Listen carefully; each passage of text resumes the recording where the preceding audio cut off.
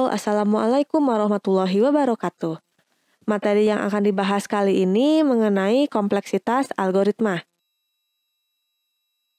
Keefisienan algoritma perlu dipertimbangkan karena efisien merupakan salah satu syarat agar algoritma tersebut menjadi lebih baik. Efisiensi algoritma sendiri telah dibahas ya pada materi sebelumnya.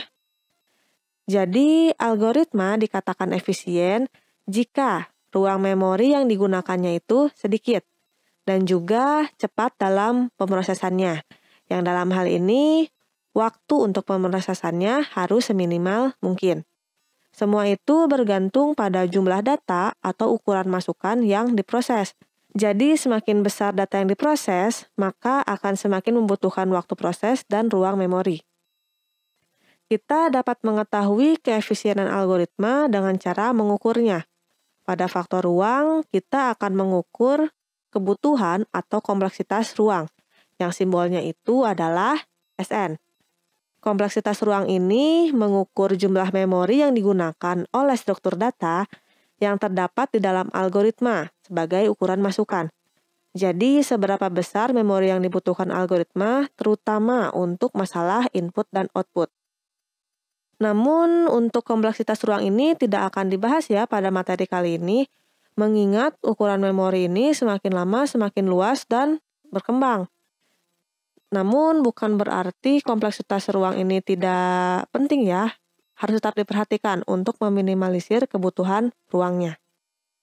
Yang berikutnya, pada faktor kecepatan, kita akan mengukur kebutuhan atau kompleksitas waktu, yang simbolnya itu adalah Tn. Kompleksitas waktu ini mengukur jumlah tahap komputasi atau jumlah operasi yang dilakukan untuk menjalankan sebuah algoritma. Jadi mengindikasikan seberapa cepat algoritma. Untuk kali ini yang akan dibahas hanya kompleksitas waktu saja ya atau Tn-nya saja. Untuk melakukan perhitungan kebutuhan waktu ini ada beberapa cara. Yang pertama, hitung setiap operasi yang terdapat pada sintaks algoritmanya. Jadi, misalkan nih, di sini saya mempunyai algoritma untuk menghitung rata-rata.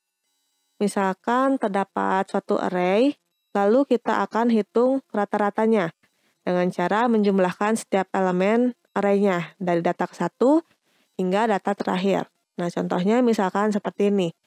Ada 5 data, lalu kita isi data-datanya. Jadi A1 diisi dengan 2, A2 diisi dengan 1, A3 diisi dengan 5, A4 diisi dengan 4, A5 diisi dengan 3. Untuk mencari rata-ratanya, kita tinggal jumlahkan ya.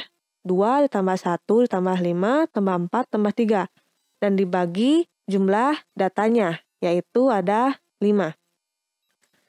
Nah, kira-kira algoritma untuk menghitung rata-rata seperti ini. Jadi, untuk menghitung kebutuhan waktu dengan cara yang pertama ini, kita harus perhatikan setiap operasinya. Operator apa saja yang terdapat pada baris sintaks ini.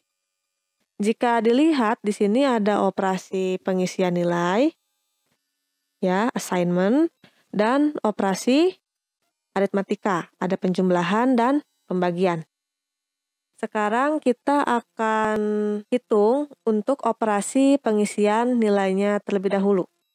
Kita akan buat dulu tabelnya, yang di dalam tabel di sini ada kolom sintaks dan kolom nilai.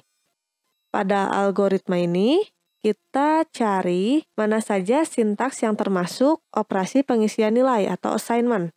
Nah, yang pertama, jika dilihat ada jumlah yang diisi dengan 0 atau jumlah assignment 0, seperti itu ya. Nah, untuk pengisian jumlah ini, kita akan beri nilai 1. Karena pengisian ini hanya dilakukan 1 kali saja, atau proses ini hanya dilakukan 1 kali saja. Lalu kita simpan di tabel, ya, di tabel di sini. Jadi ada sintaks jumlah, assignment 0 atau jumlah diisi dengan 0, yang nilainya adalah 1. Lalu yang berikutnya, kita ke bawahnya, oh di sini ada nih, I diisi dengan 1. Nah, untuk yang I juga, ini kita akan beri nilai 1. Karena sama ya, hanya dilakukan 1 kali operasi saja.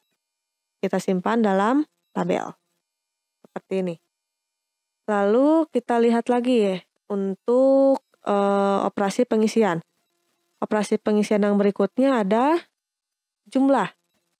Jumlah diisi dengan jumlah ditambah A elemen ke I. Ya. Nah, untuk operasi pengisian yang ini, kita akan beri nilai N. Kenapa? Karena ini kan ada di dalam perulangan ya, ada dalam perulangan yaitu while. Karena perulangan ini kita harus mengulang sejumlah atau sebanyak N kali ya prosesnya. Jadi kita beri nilai N, bahwa si jumlah ini ya, jumlah diisi dengan jumlah ditambah A elemen ke I, ini dilakukan sebanyak N kali. Seperti itu ya, karena ada dalam perulangan. Kita simpan dalam tabel. Lalu untuk assignment ada I. I assignment I ditambah 1. Ini juga sama ya, karena masih ada di dalam perulangan.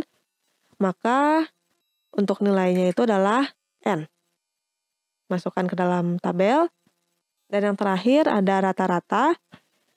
Yang isinya itu adalah rata-rata diisi dengan jumlah dibagi dengan N. Nah, untuk rata-rata ini nilainya 1 ya. Karena ini ada di luar perulangan. Nah, jadi kurang lebih untuk tabel operasi pengisian nilai seperti ini. Maka untuk operasi pengisian nilai kita jumlahkan setiap nilai-nilai yang ada di sini. Jadi 1 ditambah 1 ditambah N ditambah N ditambah 1. Jadi ada 3 ditambah 2 N ya, N tambah N sama dengan 2N ya. Jadi untuk operasi pengisian nilai ada 3 ditambah 2N. Nah, kita simpan dahulu ya untuk operasi pengisian ini. Dan anggap saja operasi pengisian ini kita beri variabel A. Sehingga untuk operasi pengisian ditulis seperti ini. 3 ditambah 2N A. Seperti itu kurang lebih ya. Operasi pengisian sudah selesai, maka kita berikutnya cari operasi aritmatikanya. Untuk operasi aritmatikanya di sini ada penjumlahan dan pembagian. Nah, kita lihat dulu. Di sini ada penjumlahan ya. Yang pertama kita buat tabel untuk operasi penjumlahan, sintaks dan nilainya. Untuk jumlah di sini ada jumlah ditambah A elemen ke I. Jadi untuk sintaks baris yang ini ada 2 ya. Tadi ada untuk pengisian dan ada operasi penjumlahan. Nah, sekarang kita ambil yang penjumlahannya. Nah, untuk yang sintaks ini, kita beri nilai? Ya, kita beri nilai N karena ada di dalam perulangan. Simpan di dalam tabel seperti ini. Setelah itu untuk penjumlahan di bawahnya ada I tambah 1. Ya, ini juga dikasih nilai N karena ada di dalam perulangan. Seperti itu, simpan dalam tabel. Nah, kita lihat, oh sudah tidak ada ya. Sekarang kita jumlahkan. N ditambah N sama dengan ya 2N. Jadi untuk operasi penjumlahan di sini adalah 2N. Sekarang kita simpan dulu. Anggap saja untuk operasi penjumlahan ini adalah B. Sehingga untuk bentuknya menjadi 2N B. Dan yang terakhir operasi pembagian. Untuk operasi pembagian ini hanya 1 ya. Jadi ada rata-rata assignment jumlah dibagi N. Jadi yang diambilnya itu adalah jumlah dibagi N-nya ya. Untuk nilainya 1 karena dia bukan merupakan perulangan. Hanya dieksekusi 1 kali saja. Sekarang simpan dalam tabel, hanya ada 1. Maka untuk operasi pembagian adalah 1. Kita simpan. Nah, anggap saja untuk operasi pembagian ini kita beri variabel C. Jadi nilainya adalah 1C atau C saja juga boleh ya. Secara keseluruhan, total kebutuhan waktu untuk algoritma menghitung rata-rata ini adalah Tn sama dengan 3 ditambah 2N A ditambah 2N B tambah 1C. Untuk A ini adalah untuk operasi pengisian. Ya, untuk yang A adalah operasi pengisian. Untuk yang B, operasi penjumlahan. Dan untuk yang C adalah operasi pembagian.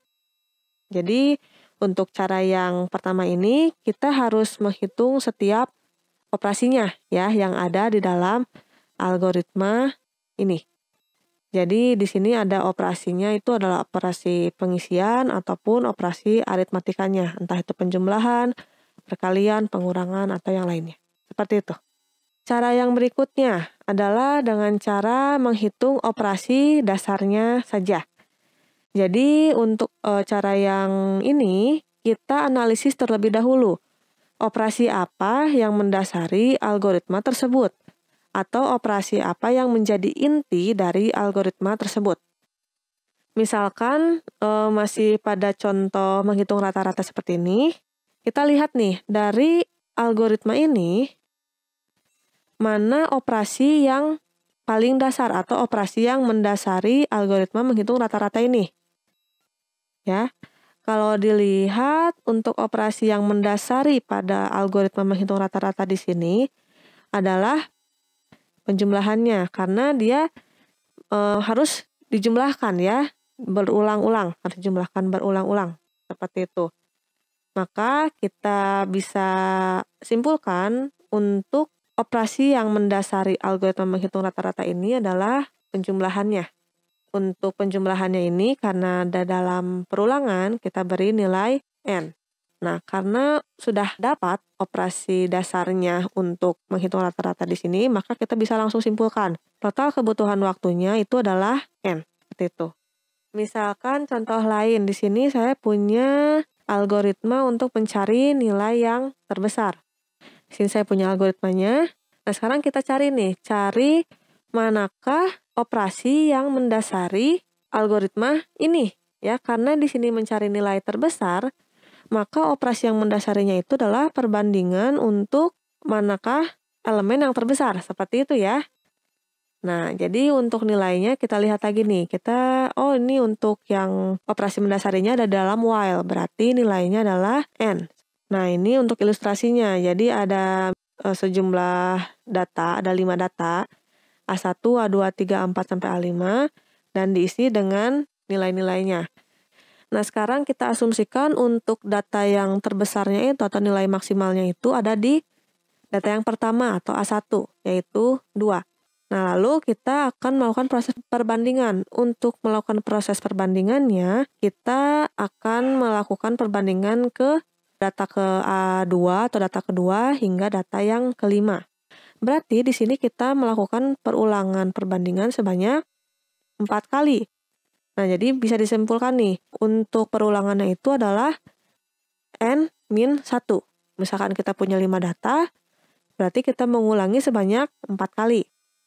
Ya. Atau misalkan kita punya 3 data, kita mengulanginya sebanyak 2 kali saja.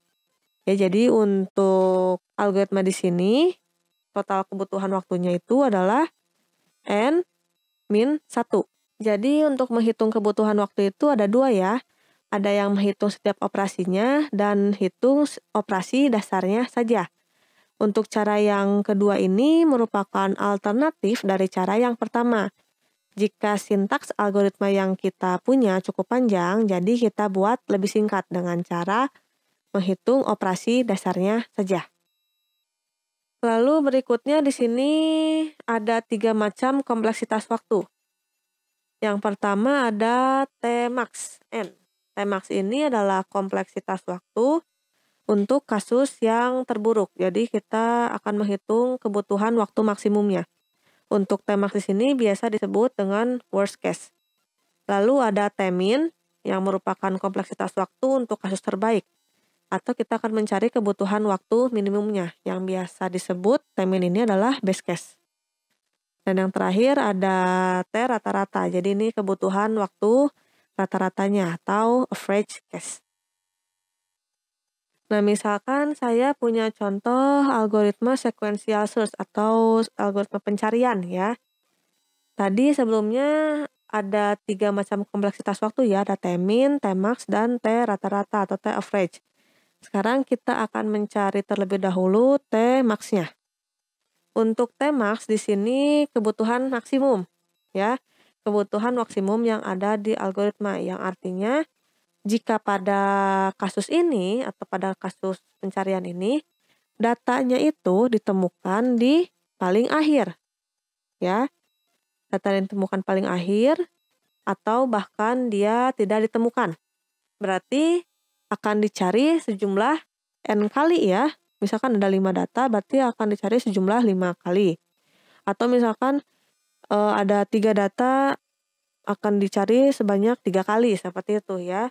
Nah, berarti Tmax-nya itu adalah maksimalnya. Berarti Tmax-nya adalah N. Seperti itu untuk Tmax. Jadi dia datanya yang ditemukan di paling akhir atau bahkan tidak ditemukan sama sekali. Yang berikutnya ada Tmin. Untuk Tmin di sini dia adalah kebutuhan waktu minimumnya ya.